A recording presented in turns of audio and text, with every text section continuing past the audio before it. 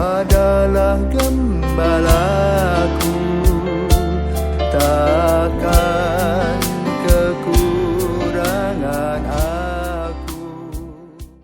Saudara-saudari terkasih, selamat pagi. Salam jumpa lagi dalam Sabda Siap Saji Kamis 18 Februari 2021. Kamis sesudah Rabu Abu.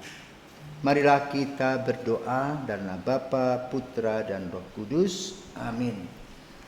Bapa penuh kasih, ternyata hari pertama kami rasakan berat untuk memulai masa puasa, di mana kami harus belajar mengekang diri sehingga otot-otot kami menjadi kaku. Maka kami mohon berkat-Mu Tuhan untuk hari ini, di mana kami boleh merasakan pertumbuhan dan perkembangan masa puasa kami, sehingga kami lebih dapat melihat kehadiran-Mu dalam masa puasa ini. Kami belajar menyangkal diri dan mengikuti Engkau. Demi Kristus Putra-Mu dan pengantara kami, kini dan sepanjang masa. Amin. Tuhan bersamamu dan bersama rohmu. Inilah Injil Yesus Kristus menurut Lukas. Lukas bab 9 ayat 22 sampai dengan 25. Sekali peristiwa Yesus berkata kepada murid-muridnya bahwa anak manusia harus menanggung banyak penderitaan dan ditolak oleh tua-tua, imam-imam kepala dan ahli-ahli Taurat, lalu dibunuh, tetapi dibangkitkan pada hari ketiga. Katanya kepada mereka semua, setiap orang yang mau mengikuti aku harus menyangkal dirinya, memikul salibnya setiap hari dan mengikut aku. Karena barang siapa mau menyelamatkan nyawanya, ia akan kehilangan nyawanya.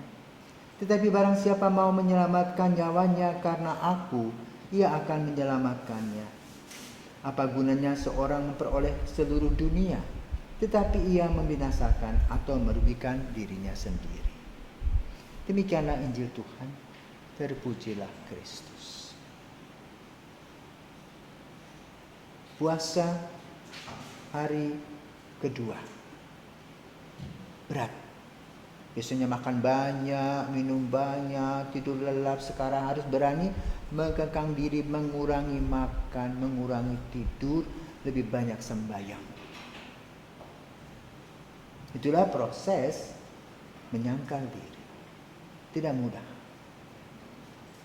Tetapi kami bersyukur karena diingatkan akan situasi ini. Kalau tidak, mungkin kami tetap hidup bermabuk-mabukan, bermalas-malasan, tidak pernah peduli. Sekarang memfokuskan diri pada refleksi kitab suci. Apa refleksinya? Dikatakan, setiap orang yang mau mengikut aku harus menyangkal dirinya. Karena kita banyaknya menuding orang lain, menunjuk kesalahan orang lain. Sekarang disuruh menuding diri sendiri, menyangkal diri. Tidak gampang. Ternyata kita gampang tersinggung kalau kita dikritik. Tidak mau terima. Itulah kesombongan. Tetapi dalam proses penyangkalan diri, ini merupakan hal yang positif yang harus kita gali. Kita lebih banyak bukan lagi mencari kesalahan-kesalahan orang lain, ngerumpi, tetapi lebih banyak tafakur dan merenungkan diri. Banyak kesalahan-kesalahan yang kita miliki ternyata mengganggu keharmonisan hidup iman, harapan, dan kasih. Mengganggu hidup rohani kita. Maka jalan satu-satunya adalah seperti dikatakan oleh Yesus dalam Injilnya, menyangkal diri. Artinya melihat kekurangan-kekurangan diri, memperbaikinya. Misalnya kita senang sekali membicarakan orang lain, sekarang sepi, tutup mulut, jaga hati. Biasanya kita cepat marah, tak sabar. Sekarang kencangkan hati supaya tidak marah-marah lagi. Maka lalu untuk supaya kita tidak marah-marah, buka saja YouTube tertawa misalnya. Mentertawakan diri sendiri lebih bagus daripada mentertawakan orang lain. Lalu kita juga membuat jadwal-jadwal Dulu mungkin jadwal doa kita ya hanya 5 menit. Sekarang kita harus tambah. Supaya kita betul duduk membaca kata-kata Yesus yang memang luar biasa mahalnya. Katakan apa tadi? Menyangkal diri, memikul salib, lalu mengikut aku. Jadi ada 3 hal: menyangkal diri, memikul salib, mengikut aku. Menyangkal diri, memperbaiki diri. Saya memperhatikan luka-luka batin yang kita miliki sejak kecil. Ada waktu di mana kita mempunyai kesempatan untuk melihat ke kedalaman diri. Kedua, memikul salib. Tahu risiko apa yang kita lakukan. Seperti kalau kita bermain api ya panas, meletup. Bermain hujan ya dingin. Jadi kita harus tahu sebab akibat. Kata-kata kita juga berakibat. Apa yang kita tanam akan kita tuai, tabur tuai. Kita sadari itu.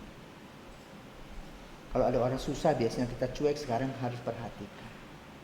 Inilah proses pembelajaran memikul salib. Kadang-kadang ada kesalahan orang lain yang harus kita terima sebagai kesalahan kita. Dulu kita memberontak, sekarang kita pikir ya sudah, mengalah. Itulah artinya memikul salib. Yang ketiga, mengikuti aku. Mengikuti apa artinya? Mengikuti berarti dari belakang, melangkah kemana saja diikuti. Duduk di tempat yang lain, ya duduk. Kemana saja dengan Yesus, makan. Waktunya tidur. Tetapi semuanya bernuansa yang positif. Tidak lagi melihat kekurangan orang lain, tetapi kekurangan diri sendiri diperbaiki agar kita punya relasi dengan Tuhan Yesus lebih bagus.